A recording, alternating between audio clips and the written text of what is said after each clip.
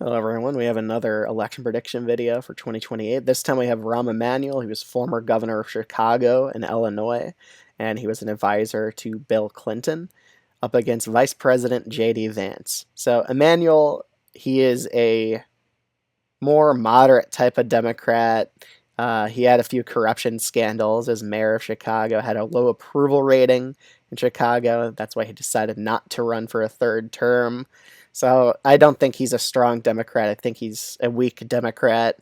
He wouldn't really excite the base. He's very supportive of Israel, which will definitely alienate him among Muslim voters and Arab voters, which Democrats need good margins among them to win certain states like Michigan, Pennsylvania. That really hurt Harris in terms of like her urban margins went pretty down in like states like Michigan and Pennsylvania, especially in the big cities there. Her margins weren't as good. So running someone who's very supportive of Israel would probably hurt Democrats among Muslim voters even more so. So let's get right into this video. Starting off, we're going to do this other safe red states. These are states won by the Republican candidate by over 10 points. So Alaska, Texas, Florida are off the board. Same with Ohio and Iowa. I just don't see Rahm Emanuel making any inroads in those states, either like expanding the Democrats' base among moderate voters or independents. I just don't think he's the right type of candidate to really win them over. So let's keep on moving. In Illinois, just because Rahm Emanuel had a low approval rating in Chicago, I actually see the state being D+9. So I see it going below safe and going down to likely. Other states that I could see shifting, I could see Arizona staying likely red. I could see Nevada going lean red. I could see New Mexico going down to lean blue, only D+4. Nebraska second. I still think he would win this district, but only by about 3 points or so. Let's keep on going through these. North Carolina, I don't think it would go likely red. I think it'd still stay lean red. Georgia would still stay lean red. I just don't see Rahm Emanuel really turning out black voters in these two states, and you need good black turnout to really even be competitive in Georgia and North Carolina, and I just don't see him turning out black voters at a good enough rate here, and I just don't think he would be really inspiring to them either. Are they really going to be excited to vote for someone like him? He doesn't really excite them at much.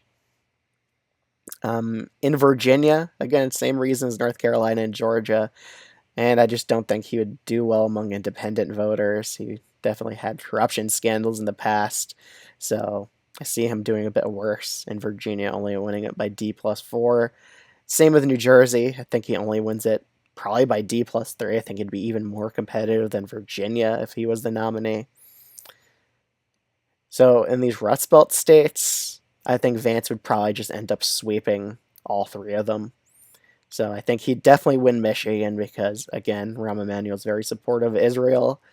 That'll hurt him among Arab and Muslim voters, so he wouldn't get a good margin out of Detroit. So I see him losing Michigan by 3-ish points to Vance.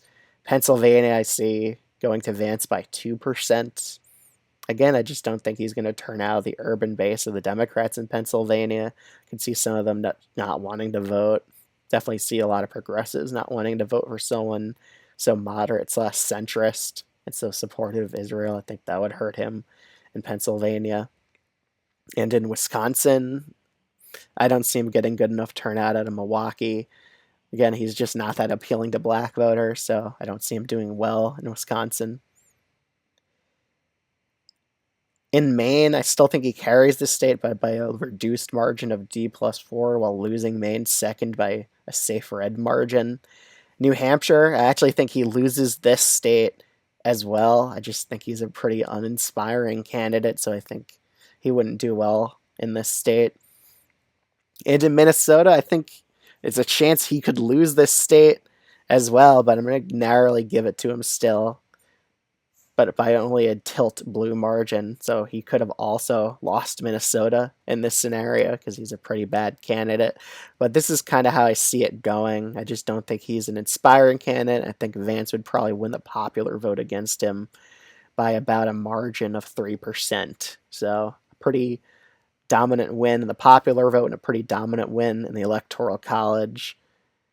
it's not really a close contest between these two candidates. Vance is pretty likely favorite against him. So if you're new to this channel and you enjoy content like this, you should definitely consider subscribing. I'd appreciate it. And I will see you all in the next video. Bye.